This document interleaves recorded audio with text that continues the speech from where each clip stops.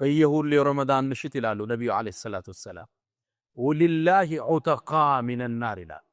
በየምሽቱ አላህ ከጀሃነም ነፃ የሚላቸው ባሮች ደግሟል። ከነሱ አላህ ያድርገን። በእያንዳንዱ የረመዳን ምሽት እነኚህን 3 ዱዓዎች የግዴታ ማድረግ አለብን። እነኚህም ዱዓዎች እጅግ በጣም ቀላልና ለኛም ብዙ ጠቀሜታ ያላቸው ዱዓዎች ናቸው። ከረሱል ሰለላሁ ዐለይሂ ወሰለም በተላለፈልን ሐዲስ መሰረት በእያንዳንዱ የረመዳን ምሽት አላህ የተወሰኑ ሰዎችን ከእሳት መዝገብ ላይ ይቀንሳል። ይህ ተግባርም በእያንዳንዱ የረመዳን ምሽት ይቀጥላል። ከረመዳን የመጀመሪያው ቀን አንስቶ እስከ ረመዳን የመጨረሻው ቀን ማለት ነው። ስለዚህ ከነኚህ ሰዎች መካከል እንድንሆን አላህን የምንጠይቅበት ዱዓ አለ። እስቲ ዱዓውን ከመናገሬ በፊት አንድ ጥያቄ ልጠይቃችሁ። ይህ ሰውዬ ከእሳት መዝገብ ላይ ነፃ ሆኗል ማለት ምን ማለት ይመስላችኋል? እናም ከነኚህ ሰዎች መካከል እንድንሆን አላህን የምንጠይቅበት ዱዓ ረበና አዕቲቅ ሪቃበና ሚነናር፣ ረበና አዕቲቅ ሪቃበና ሚነናር፣ ረበና አዕቲቅ ሪቃበና ሚነናር። ይህንንም ዱዓ በእያንዳንዱ የረመዳን ምሽት ማለታችንን ማስታወስ አለብን። የመጨረሻዎቹ 10 ሌሊቶች እስኪመጡ ድረስ አትጠብቁ።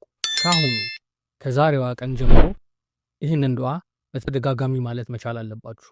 አላህም ይህን ዱዓ ከሚቀበልን ሰዎች መካከል ያድርገን። ይህ ዱዓችንም ተቀባይነት አግኝቶ ስማችን ከእሳት መዝገብ ላይ የሚነሳ ከሆነ በሚቀጥሉ ዓመታቶች ላይ ብንሞት ወይንም የሆነ ነገር ቢያጋጥመንና ወደ እሳት ከመግባት የተጠበቅነን ማለት ነው። ሱብሃንአላህ።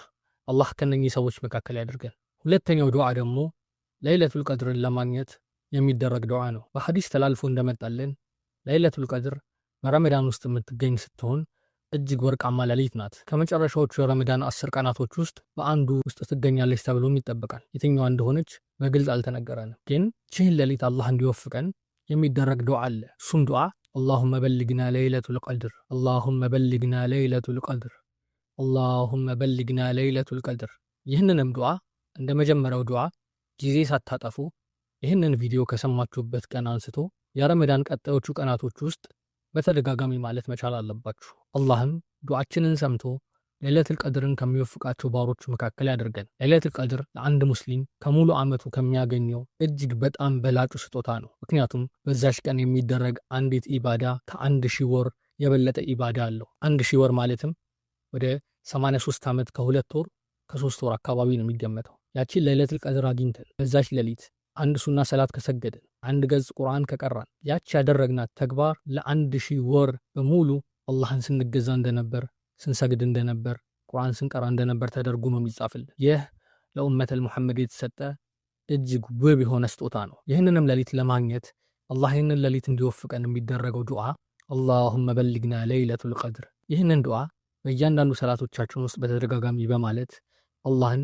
ያቺን ውብ የሆነችዋን ሌሊት እንዲወፍቀን መማጸን አለብን። አላህ ለይለቱል ቀድርን ከሚያገኙት ባሮቹ መካከል ያድርገን። ሶስተኛው ዱዓ ደግሞ በረመዳንም ሆነ በሌላ ጊዜው ኢባዳ አድርገን ኢባዳችን ተቀባይነት ካላገኘ እንደከሰረ ሰው ነው። የምንሰራው ኢባዳ በኢኽላስ መሆን አለበት። አላህም ይህንን ስራችን ተቀብሎናል አልተቀበለንም እጅግ በጣም ጥያቄ ውስጥ የሚገባ ነገር ነው። ምክንያቱም ሌሊቱን ሙሉ ስንሰግድ፣ ቀን ሙሉ ስንጾም ውለን ስራችን ተቀባይነት ላይ ኖሮ ይችላል። አላህ ስራቸው መና ከሚቀሩ ባሮች መካከል ያድርገን። አላህ ስራችንን እንዲቀበለን የሚያደርግ አንድ ዱዓ አለ። ይህም ዱዓ ረበና ተቀበል ሚና ኢነከ አንተ ሰሚዑን አሊም፣ ረበና ተቀበል ሚና ኢነከ አንተ ሰሚዑን አሊም።